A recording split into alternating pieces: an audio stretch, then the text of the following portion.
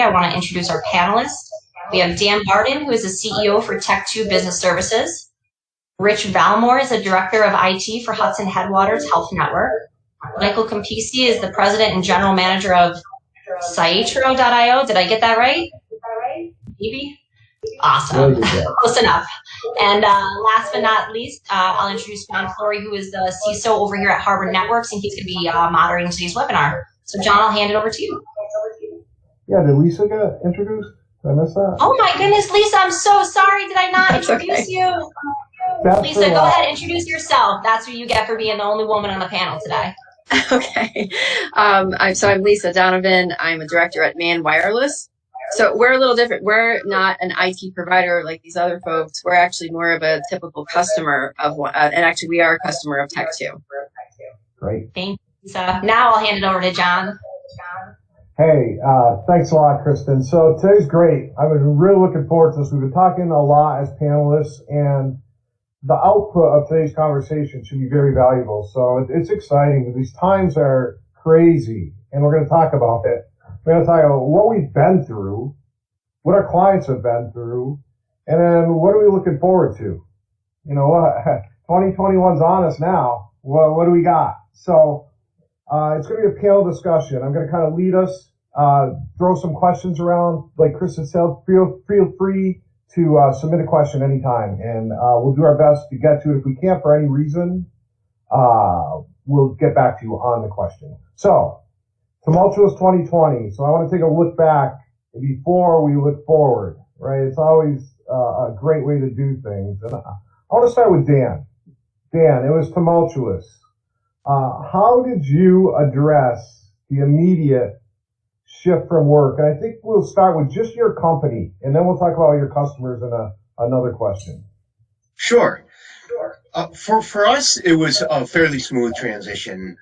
The lion's share of our services are delivered via a product that managed service providers use internally called an RMM, remote management and monitoring tool. So by nature, our engineers and technicians are receiving tickets either via a phone call in from a customer, or we'll receive an alert from our system, and we'll reach out to the client and or do the work remotely without even contacting them. But the nature of the service delivery is remote for the most part.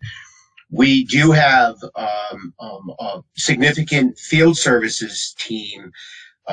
That team was more affected, but where we were negatively impacted by lack of new system installations, the clients that weren't ready for the work from home were in a mad rush to get set up to work from home. So firewall servers, those types of things. We had an explosion of need in that area. So where we were hindered as far as new installation work on traditional contract jobs for video surveillance, wireless, etc., that the other part made up for it. As far as this acclimating, because most of our services are delivered remotely, we need to buy licenses. We might have had set up some VPNs. We did deploy a lot of IP phones. Being in the business, my position on that is these softwares are great, soft phones are great, but nothing provides the quality as far as fidelity on the phone call and transparency to our customers as an IP phone does. So we did deploy a lot of IP phones. In fact, pretty much everybody has IP phones now.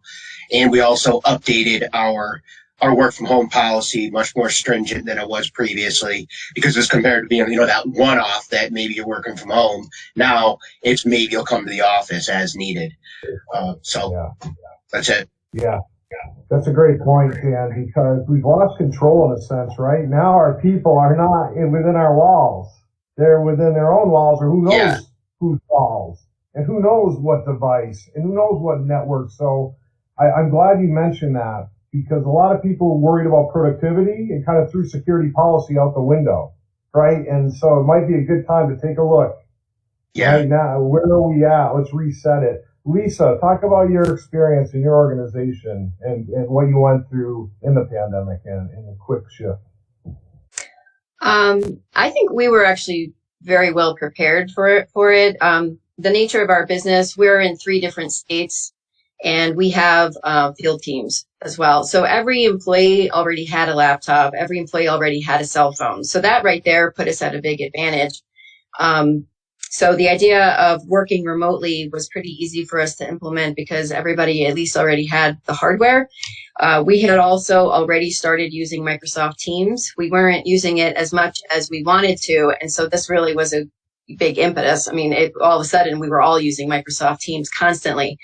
And when I think back to a year ago, like how much we were using Teams back then compared to now, even if people are in the office, I mean, we just use the Teams functionality. It's like day in, day out. I can't even remember what it was like not having it.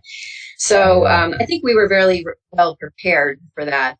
We did have to update or create policies for work from home because suddenly we had a lot of employees working from home all at one time, and we wanted to make sure that we didn't run in. We try to avoid problems by kind of thinking in advance what do we need to look out for and put that policy out in advance rather than having an employee inadvertently step into something, and then all of a sudden it's like, oh, I guess we need a policy for that.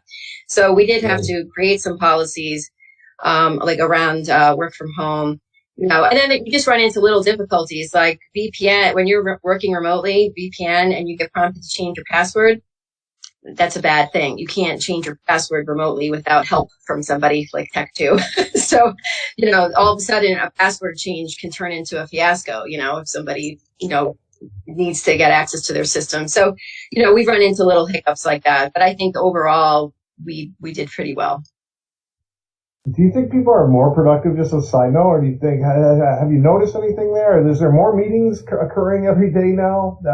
We don't have to travel or whatever. It's just constantly.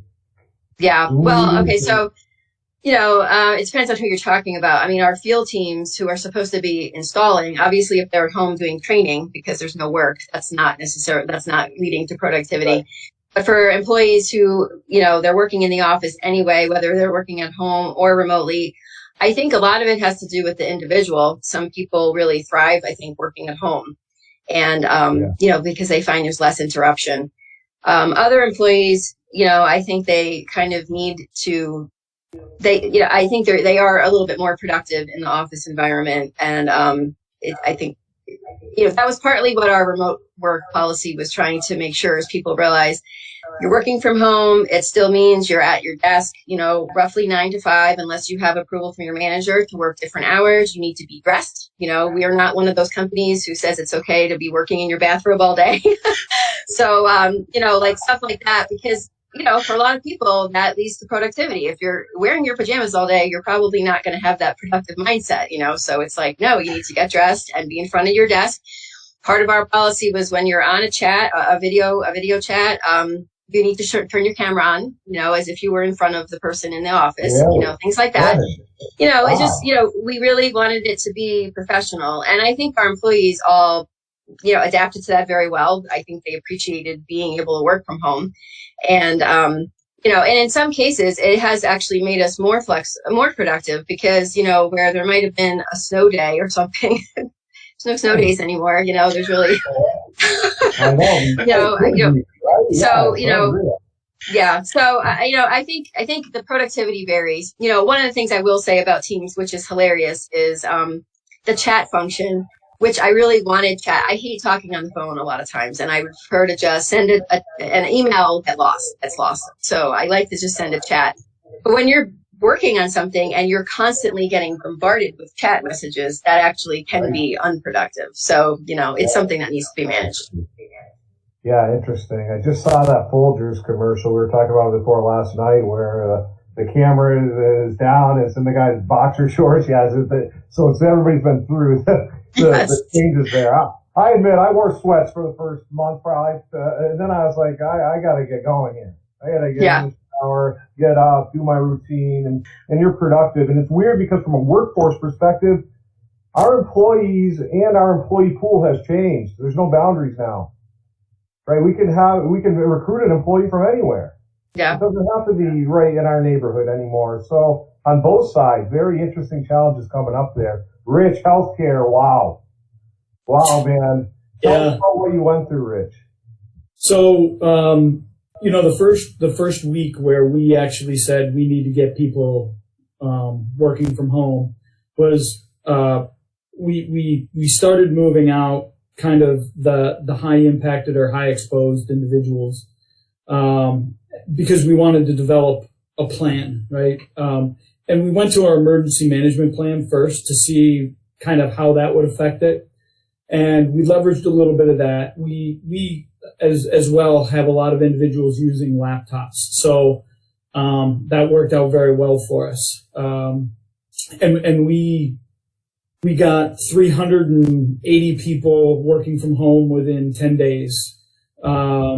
Again, like Dan, we had to make sure that we had the licensing on the VPNs and, all of our, Jabber licenses for soft phones and all of that stuff up and running.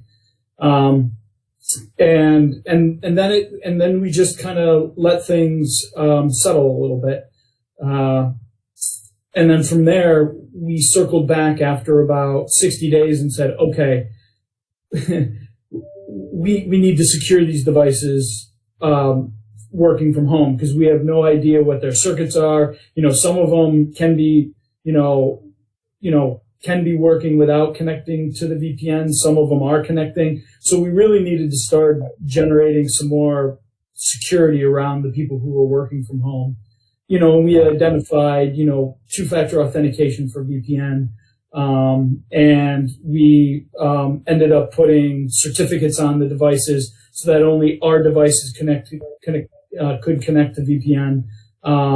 We started assessing the patching levels and the antivirus levels of those devices to make sure that they were at a certain set tolerance before they would connect to VPN. And then we started using something like Cisco Umbrella to kind of roll that all in for help with DNS traffic. And even if they aren't, a lot of what I'm trying to do is force people not to use VPN. I want them to be as empowered at home working without needing VPN.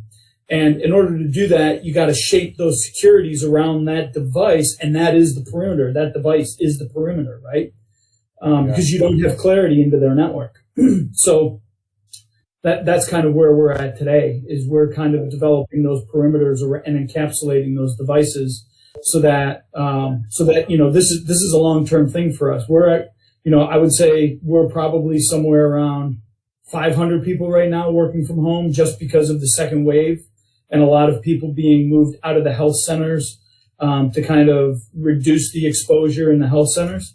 And some of those people just aren't going to come back into the office. So, long term, these are the way these individuals are going to work, and this is how we are going to secure that for them. Yeah, great. And you made a lot of good points there. And I love what you're talking about, how the focus is more on the endpoint now, right? Than it was than ever before because we've lost control of the endpoint. So zero trust is really a framework, and you're following that when you're doing multi-factor. And what zero trust really means is it used to be trust but verify, and we've changed now. Zero trust is constantly verification, constant verification. So I like what you're doing. You're making your device as the only device, and then you're verifying constantly. So you're great track. Mike, I'm going to change a little bit of the question for you because you deal with a lot of lawyers and legal and regulatory and what happened with the regulations? How was the regulatory environment affected by the pandemic? What were you seeing? What's interesting is that the regulations didn't necessarily not happen. I mean, they continued to, evolve and be put into place. The real issue really came down to what the enforcement levels around those regulations were. Things like HIPAA, that's not really going to change. It's been around for so long. People, if they're not doing HIPAA, they've got other issues. So it really wasn't about the existing types of long-term regulations that have been in place for some time. It's about these new ones like New York Shield or the Education Law 2D for the public school space and California data privacy. Those are new types of things that are that are creating new types of requirements of organizations that have never really been regulated to the extent that these new mandates are asking them to be. So we obviously saw I don't say a relaxation, but New York Shield, we didn't see much enforcement or didn't see much of anything with regards to that, even though it went live in March of 2020. We don't know what that enforcement is going to look like moving forward. So there's no precedent yet. And again, working for a bunch of lawyers that I do, they're kind of wondering the same thing. How does this all play out in the year ahead and moving forward? So it really is about, there was a slight relaxation or just we're going to trust that you're doing the right things or putting things into place. But the reality is what we saw at the execution level is that companies were understandably trying to focus on their own survival, and compliance was something that they knew that they needed to get to, but it wasn't something that was focused. There's like, I just got to survive this, and if I can do that, then we'll pick up where compliance and regulations kind of come into play. But it really is about let's get through this as a community and as a business itself, and then from what the other piece to this is, it's not necessarily just about compliance. It's really about general security, and every one of the speakers here speaks to this. Is whether you're regulated or otherwise, having program in place that defines what you need to be doing to protect your environment, and the exposures that was introduced by this instant change to a remote workforce created some massive exposures for organizations. Lisa was talking about, we had to build a few policies here and there just because we didn't have something in place, and they sound like they were really well prepared for this.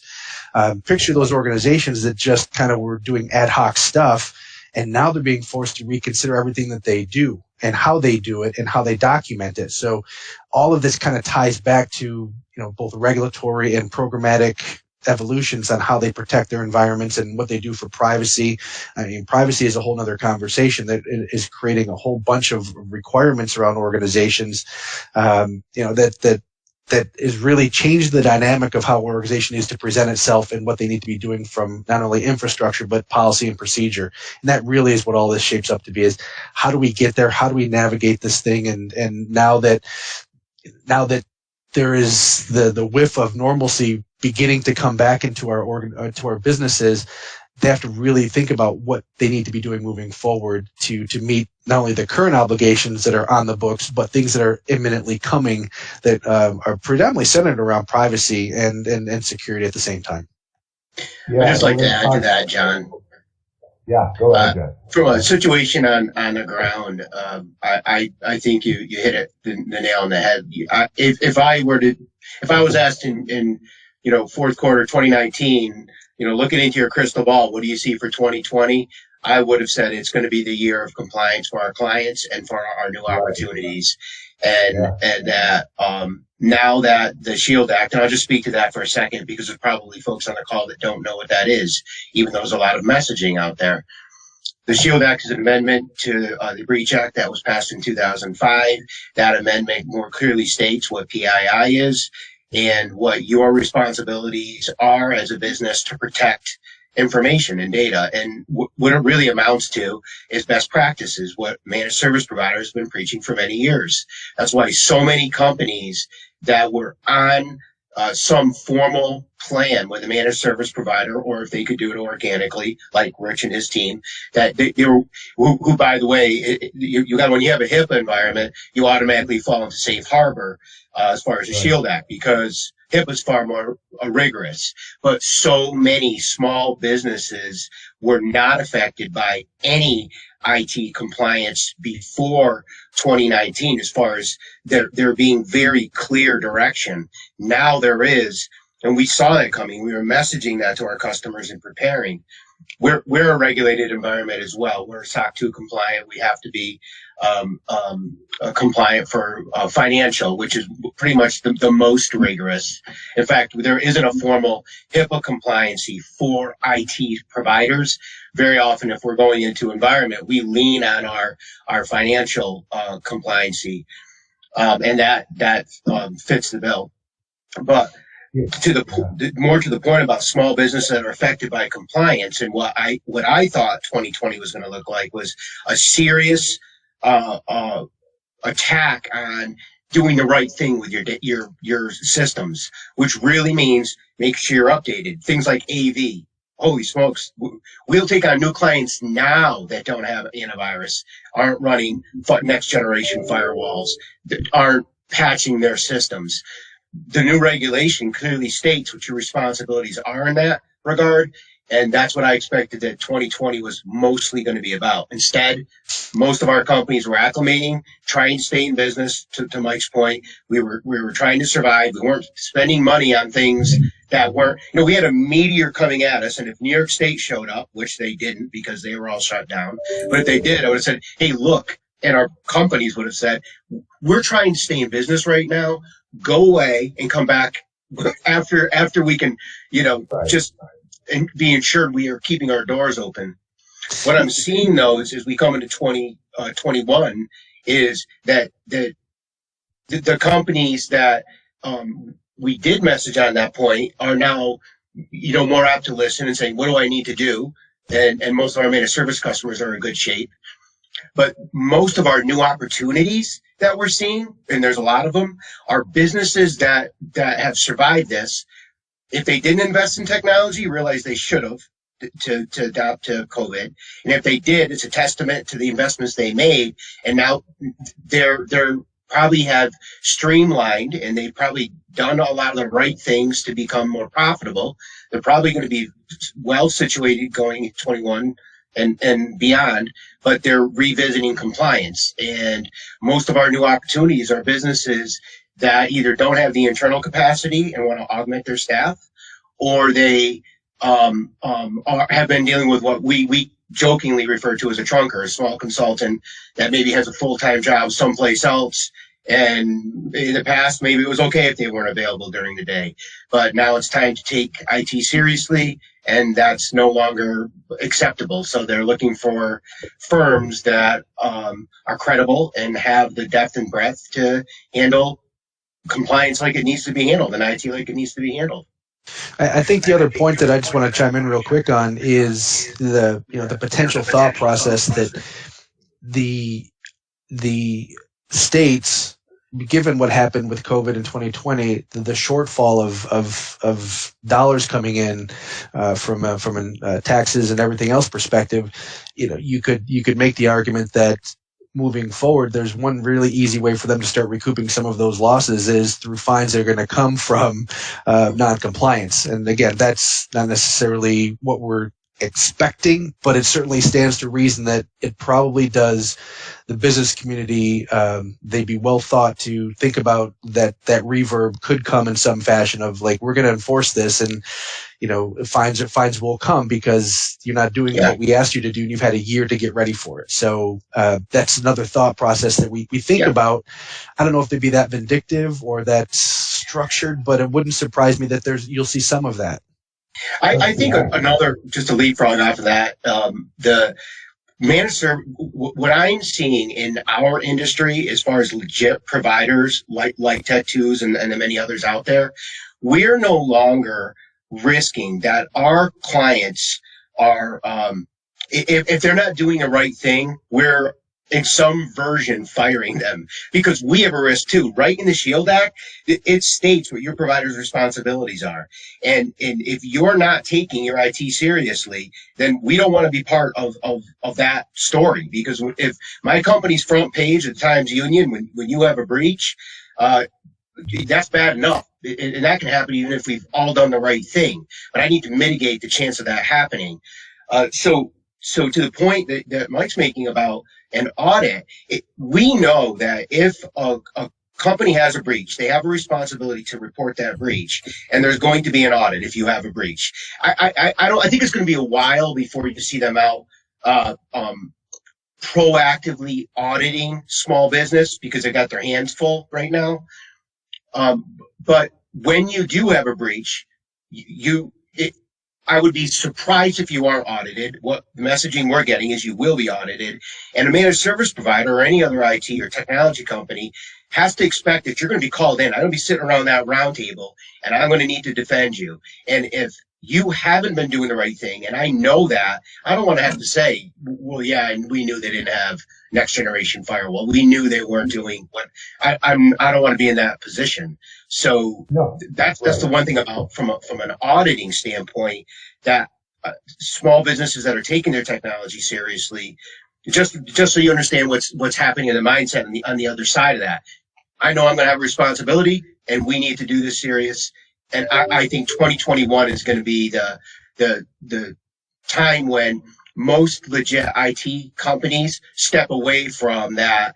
That's kind of so over there. They're not going to risk it. So it's been a perfect storm for people going external, not worrying about the regs. And what Shield Act does, and what everybody should be concerned with, I think 2022 is when they're really going to start being proactive, is just my opinion. But they have that third party, just what Dan was alluding to in there. So one of your partners, one of your vendors, one of your customers, somebody gets hit. And let me tell you what I've been doing for the last year. Incident response. People are getting hammered. I'll tell you what I learned. Have an incident response plan. You're going to have incidents. Yeah. So how you respond, react, contain, recover, all that is crucial. So if there's one thing that you learned from me today, have a plan, have an incident response plan. So when something happens, things are going to happen. I'm telling you that right now, not to be scary, just to be straight. So it's how we handle it when it happens. We do everything we can do to prevent. But then when it happens, we have to contain it, and then we're going to be okay. And if we let that part of it go, it's a problem. So Lisa, talk to me a little bit about what you learned. John, I learned this. If I look back in what I went through, and then we're going to look forward after one more round here. If I look back, what'd you learn? Just sum it up from what you went through. Were you asking me? Yes. Okay. Sorry. Yeah. So, what did we learn? I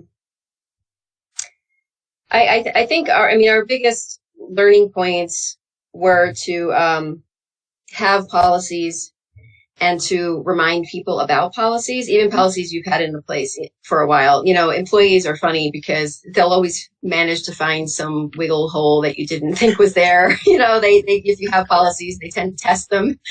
And so, and they just need reminders, because everybody's human and forget. So just simple, like I said, we've always had laptops. Part of one of our policies is not to leave laptops in vehicles overnight because they can get stolen. And we just had that happen. An employee forgot, left the laptop in the car, the laptop was stolen, and luckily our hard drives are encrypted. That's certainly a best practice. Make sure you encrypt your hard drives. So we weren't worried about any kind of data breach, but it's not convenient. It was a newer laptop. It needs to be replaced, so that's not good. So, having policies, thinking through what policies you need and reminding people about them is important. I think another learning point for us is, we need to spend time on our disaster recovery plans. We had started that process early in 2020, and then it got completely derailed by 2020. We already had one, but we know it's a little out of date and we need to update it. And when you just think back about 2020, shutdowns aside, we had in Tennessee, there was that cellular hub that was bombed, and that knocked out service for a week in that area. What if that had been a Spectrum hub somewhere, we just had the ice storms in Texas with, power outages, long-term power outages. We had, lots of protests and unrest, civil unrest last summer in areas, those could have been areas where our offices were located. It could have been areas where our work was located. And when you just think about, crazy times, right? You think through all of these scenarios and what are your backup plans? What kind of redundancy do you have in your systems? Obviously, having a work from home policy helps with quite a bit of those things. But then at some point, that's not going to be the answer. We had something happen in our system, which was unrelated to all of that stuff last fall. And we were able to limp through while we were trying to get the problem solved, but it made us realize that we need a little bit more redundancy in our own systems, So that's something we're going to be working on this year. Great advice. Two things on that is a backup is necessary and you need it, but it's not the Okay, I don't think I've got a backup, and I've got a cloud backup. That's my DR. DR is way more holistic than that. So you hit it right on the head there. And with policies, just something that comes to mind, and then Rich, I'm going to go to you, is passwords. This is what I'm seeing out there is people are passworded out. Okay, they can't handle it. They change their password so much. All they can remember is their work password. So when they go and they open these accounts and they do these apps and they do this fantasy basketball, whatever they're doing, they're using their work stuff simply because they can't remember anything else. So make sure they know they can't do that. And then we have to figure out, how do we watch that? What kind of controls can we put in place? Because password mailbox takeovers are huge and they're hard to defend against. If I'm talking to you and it's me, you can hover over whatever you want, right? So interesting. Rich, what'd you learn, man? And so, two things real quick on some of the stuff that you talked about already. Number one, the passwords. We actually went to, as part of this, we actually hardened our passwords, and now users have a minimum of 12-digit password. And administrative passwords are 20 digits. So we actually, just because of the amount of time that it takes in order to crack an administrative password, we went to 20 digits, and we also enabled laps on all of our desktops and stuff, so that even if a local admin password were to be compromised, couldn't be used anywhere else on the network because it only exists on that particular device. So that's kind of some of the stuff that we kind of dug into and really worked on. And then obviously the training around that. And then, when you talked about you talked about all of the security and how you look at DR and diversity. We actually went through a really bad time in the fourth quarter because there were healthcare vulnerabilities and some of our partners actually got compromised, like CVPH and UVM and Champlain Health, and we had connections to all of them. So we immediately had to go into response mode to find out exactly what our exposure was to them. And we shut them down. I mean, we blocked so, when you talk about an incident response plan, you have to have those in place for those types of things. And, in some cases, it makes your job very difficult to do because you can't communicate like you're used to, but what's the alternative, right? So you need that buy-in and you need those plans ahead of time for your leadership to understand and approve prior to you doing that, or you're going to have to get that approval and it'll take forever. So that's really important to do, right?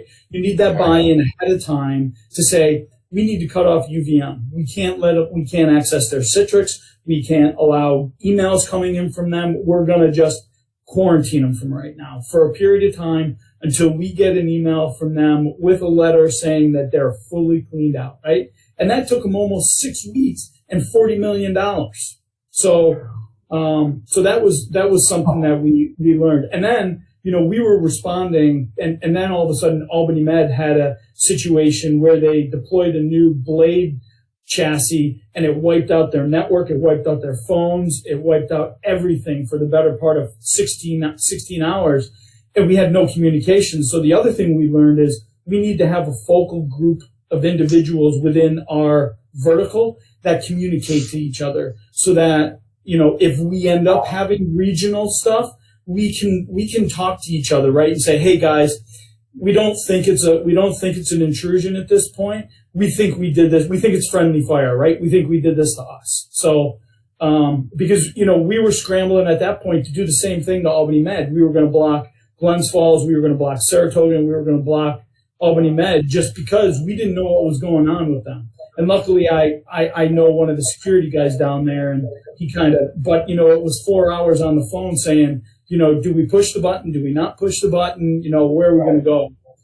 So, there was a lot of stress in the fourth quarter for us. So, but it all worked because we grew as part of that, and we learned to kind of have that as part of our incidents, which, you really wouldn't think about until the point where we're like, man, we really need to have a communication channel with all of these localized partners. I love that idea, and it's an idea that I haven't thought about personally, or recommended or anything else. I think that's very, very interesting, especially in healthcare, right? You're even another level of that. But regardless, I think that is a really cool idea, kind of like an alliance, right? Some type of just set the stage for communication when something happens to one of us, because it's gonna. Yeah, I mean, when you get into healthcare, we have point-to-point connections with healthcare organizations all over the place. We're sharing patient data. We're sharing everything, right? We're sharing your X-rays and your ultrasounds and everything. We're sharing everything with everybody, and those are avenues in that you have to either keep up and running to make sure that you're serving your patients, or we have to come up with a workaround in order for those still doctors to be able to help those individuals. And there was some pain for a week or so, definitely. There's no doubt about it. I mean, it can be life and death, right? That's scary. Oh yeah, well, there were a couple times where moms were going into labor at midnight and they couldn't get images because we just didn't have that connectability at that point, and we had to work around that. I mean, and these were critical moms, right? They weren't just your normal mom. So right, wow, yeah. So it's so wild. Let's go to you, Mike. What are people doing wrong when it comes to compliance? Just what are they doing when you see it? What are they doing wrong? What are they doing wrong? I think at the bottom line. Webinar. Yeah, exactly. No, I think this panel is really unique because there's so many different perspectives, but they're all kind of tying together all the same things. One is, and Dan touched on this. You got to put yourself in a defensible position. And that means doing stuff and documenting what you're doing and understanding where there's gaps in what you have and what you don't have. I mean, that's step one, is get yourself in a place where you know what you've got, know what you don't have, and be able to figure that out. The other thing, and Lisa touched on this, is, who would have expected a pandemic? I mean, the whole point of this exercise over the last 18 months has been, you don't know what's coming. So whether it's a zombie apocalypse, whether it's a COVID pandemic, whatever it is, you have to put these contingencies in place and think about it and think creatively. I mean, you have to put some imagination to what could possibly happen. And if you do that, you'll be much better prepared to handle these bizarre circumstances that, frankly, we haven't seen in 100 years. And I think one last item that I think is something very significant is the notion of cyber insurance and the idea of what that transference of risk means to an organization and how to actually protect yourself and leverage cyber insurance properly.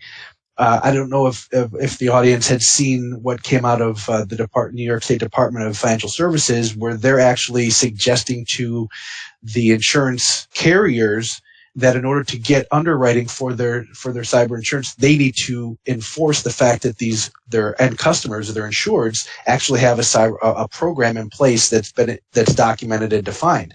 That's a recommendation, but I got to believe that that's something it's as we move more and more of that transference of risk and the dependency on cyber insurance payouts, that's something that organizations really need to consider and understand what that means for them, what's covered, what's not covered, and if they indicate to the underwriters that they're doing stuff and they don't, that's massive risk that they're exposing themselves to. Wow. So I think cyber the premiums have been so low for so long, they've been getting away with it, but that trend is going to stop in the very near future. That insurance premiums are going to go up for cyber insurance, and the requirements to have programs in place are going to be something that's going to be an absolute in order to get, if nothing else, a reasonable premium, let alone underwriting itself.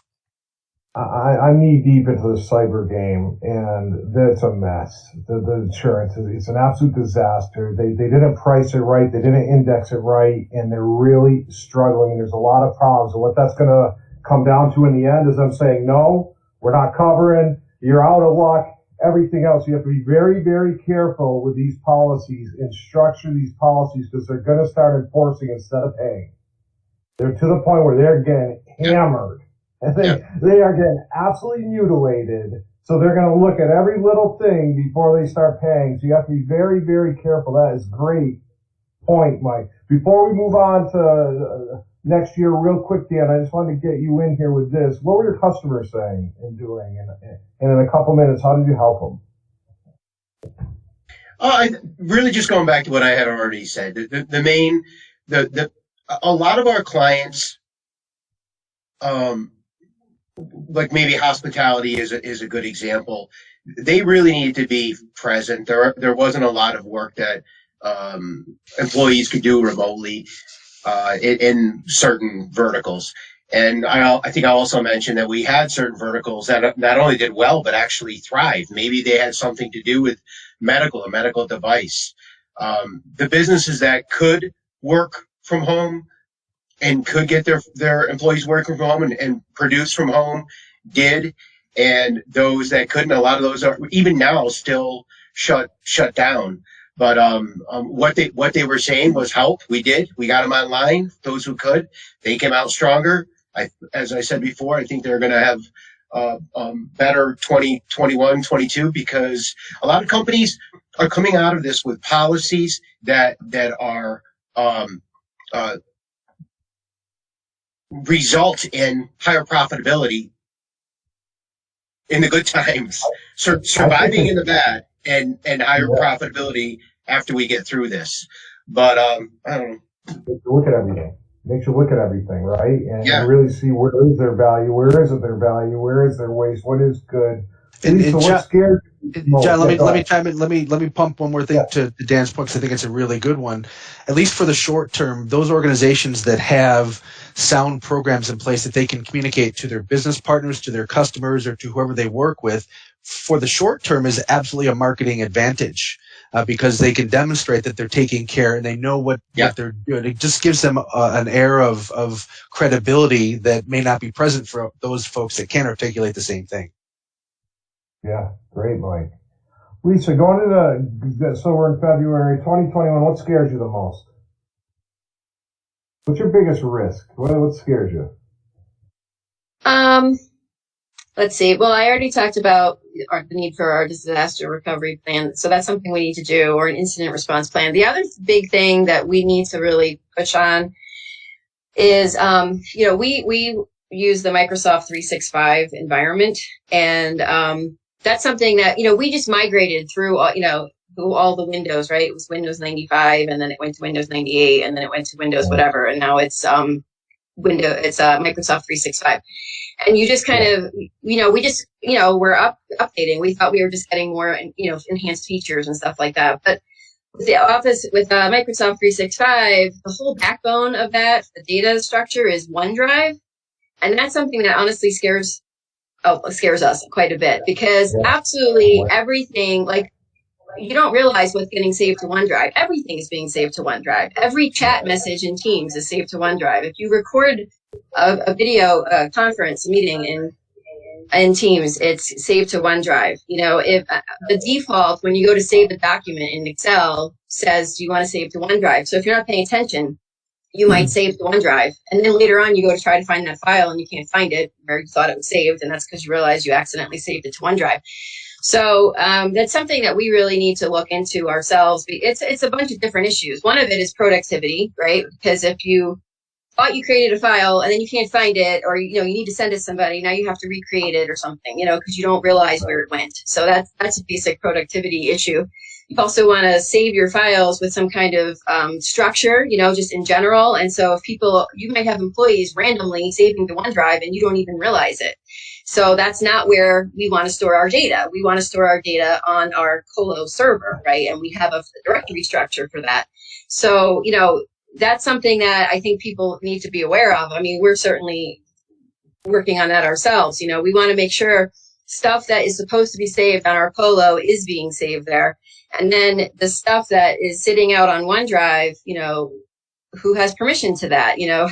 How do you manage that? So there's like a data management issue there that we really need to push on. And we want to start using like SharePoint, which is sort of just a GUI on top of OneDrive. And we want to start using it, but we're hesitating because we really want to understand permissions, And, every time you create a team in Teams, if you're using it for more than just video conferencing, every team has a default SharePoint site. And it's like you don't even realize a SharePoint site was created for your team. And every time you share a file in your team, it's getting stored out on this SharePoint site. So it's crazy. So if you're not aware, if you just think, oh, well, we upgraded from Windows 95 10 years ago, and now we're on Windows 365, and who cares? There really is something to care about there. There's a lot of data being created that needs to be managed. You need to be aware of what it is, where it's being saved, who has access to it. So that's one of our big things that we want to really push on this year. It's like you're in my brain. Yeah, you're right on. Yeah, no, you're right. You're right on. So I told you I responded to breaches, and what happens is when they encrypt, the scariest thing for the people are they don't know what's on the drives. They don't know what's encrypted, and that's even more scary than when they know what's encrypted and it's bad. So it's really it brings people to the light. Like, holy cow. I need to know where this stuff is going because it could be a problem. Rich, what scares you, man? So to dovetail off of Lisa, Office 365 is huge. And we did kind of starting last May, we started to look at access rights and sharing permissions inside of Office 365. To kind of get us ready for the SharePoint and larger 1-point scale out. Because right now we're really not using it that much. And what we found was really in order to do the best job that you can, in order to audit that stuff, you really have to get into like an E5 security and compliance package. That's the only way that you will ever be able to do user right access, be able to report on the last time somebody accessed a file, or if they've ever accessed a file that's been shared with them. And, so those E5 licenses with security and compliance, they're expensive. They really are. And when you take a look at other vendors in the market that are doing similar reporting, they cost about half as much and they give you twice as much. So you really should look at those third parties because like the Varonis's. Varonis does an amazing job with Office 365. And you can, not only can you report on that, but if you do have a breach, they can actually follow the breach through Office 365 to find out exactly what was accessed when from that individual. Microsoft's products can't do that. So, get into that forensics and you need to understand. I just wanted to share that because that was, we spent about 2.5 months going through and really evaluating that. And we're actually putting the Varonis model in place probably in July of this year to get ready for the full rollout of our suite. For me, I don't know. I don't know where this year's going to go, quite honestly. Lucky for me, I'm not standing up 5 health centers this year like I did last year during that mess. For me, it's really all about kind of owning and really tightening securities around personal devices. We have a lot of requests for docs wanting to bring their personal Macs and use them. So we have to put compliance around, how do we impose certain policies around a personal device when we need to put our security equipment on there? How do we share a corporate license of a particular piece of software on a device that we don't own? All of that kind of stuff. That's kind of where we're going this year. And really kind of the other thing is, as part of the last thing that we had to do was we had to scale up our phones because we were being inundated by phone. Our phones were saturated. Patients couldn't get a hold of us. So so we actually went from we have 2 distinct, egress and ingress points into our org. And we actually had 300 concurrent call paths and we're up to 800 now because we were saturating them. So that's kind of the next thing for me is, I need to kind of build with my partners a way to be able to still communicate because we were having patients email us through social media, can't get through. And, every time the governor issued a new edict about a policy. Even before the immunization started, people had questions and they couldn't get a hold of the state, so they were calling their providers. And, you know, it was overwhelming at points. So, you know, we're going to look at all of that to kind of tear away at kind of what overwhelmed us, and, you know, and try to offload some of that to maybe a different set of operators that we can kind of pay as a service to kind of take those calls and reroute some of the calls, so that actual patients trying to get to doctors can still get to the doctors. Whereas if you have a question, we'll redirect those someplace else. So, you know, a lot of that stuff this year is around patient access and how we struggled in the times where, you know, people just had questions because they, you know, and then the other part of it is where we service, a lot of our patients have really, really bad internet, if any at all, right? So what we did is we actually spun up hotspot locations, and I worked with my ISPs to put free Wi-Fi at most of my health centers. So when they first had to go work from home, or the kids were going to school, they could actually sit outside of our health center with one of their devices and still be able to get on the internet if they didn't have it at home, because it was just something, you know. So we worked really hard with a couple of our providers to do that, and those are some of the things that we're trying to work on this year, is to try to improve access and secure access for both us, our employees, and our patients moving forward. No, and that's a great story. And I love how you did that. It was really eye-opening to me when I have done some engagements with, you know, the school people and how the kids were affected, right? They don't have access. They don't have all this stuff. It was really, wow, it was shocking. Dan, what scares you, and what are you looking forward to in 2021? I think the thing that scares me the most is getting caught up in a scenario where we have a customer that has some type of breach or other issue that hasn't followed best practice, and that we get drawn into, you know, from a company standpoint. Like I said, being front page of whatever your favorite paper is because XYZ was breached and Tech2 was their service provider. And the steps that we're taking is we're aggressively messaging what the responsibilities are of our customers to be compliant.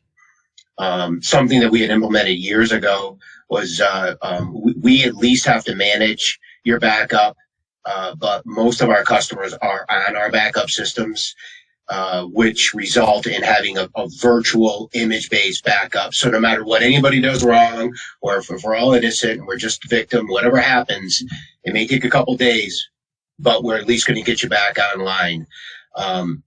That actually used to be my biggest fear, because you know we've all been in this business for quite some time, right? There were many times where we would be doing a restoration from whatever your favorite tape drive was, and when was the last time you did extraction testing? What's that? Oh, that's where you use your backups and you extract them and verify that the system's going to work.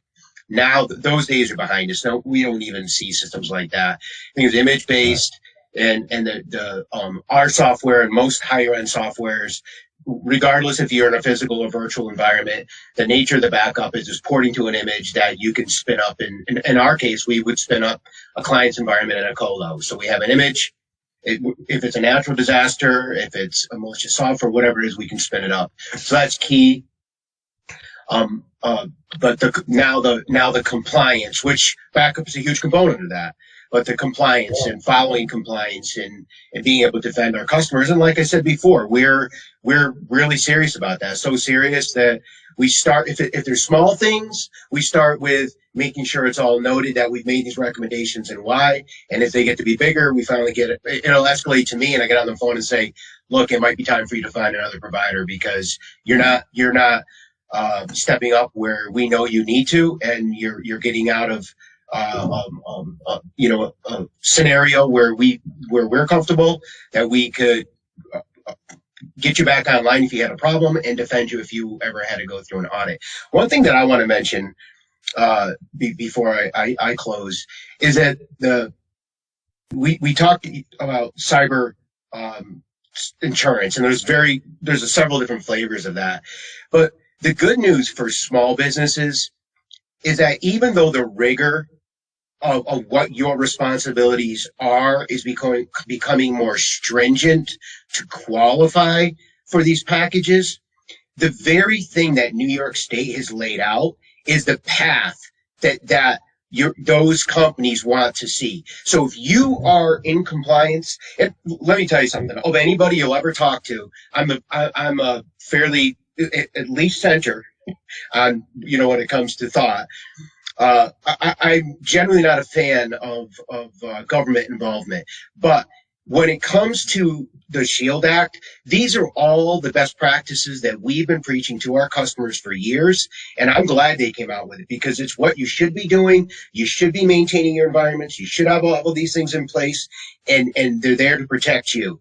And you want to be aligned with that so that you're not perceived as the bad guy who is being or gal that wasn't taking care of your technology, but if you do have a breach, you're treated as a victim. You put into safe harbor, and they analyze the scenario, and you go through whatever that audit. You go through that audit, and you end up in the best possible place you could be.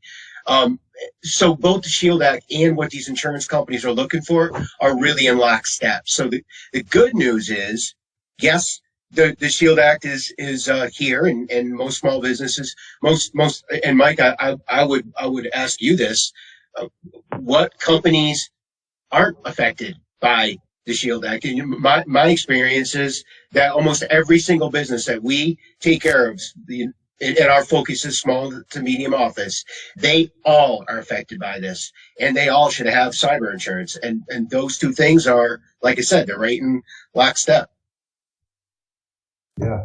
Yeah. So, and Dan, you're right on the head. And there was some thought into the regs, both the SHIELD Act and DFS 500. Those are both well thought out regulations. We're gonna have to end with that. I feel like we could have gone on for like 4 hours. I could keep going here. I have a whole list, guy. We had started off. So we're not gonna do that. We're gonna end. You guys are awesome, and hopefully maybe we'll do this again. Who knows? But feel free to get in touch with us if you have any questions. We're here just to share our experiences to try to help because it's our passion. All right. Thank you very much. And there's a survey. It's the first time I've ever remembered at the end to tell you this. There's a survey at the end. Okay? Thanks a lot. Take care. Thank you. Thanks.